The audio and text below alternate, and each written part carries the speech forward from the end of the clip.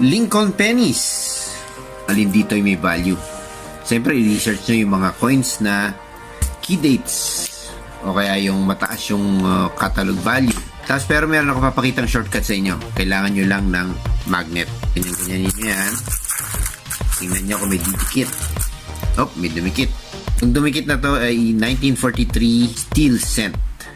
Nung panahon ng World War II, mataas ang demand ng copper para sa mga panggawa ng mga bala. Dahil nga kailangan ng mga ganitong metal, pinalitan nila yung composition ng penny mula copper, ginawa nilang steel.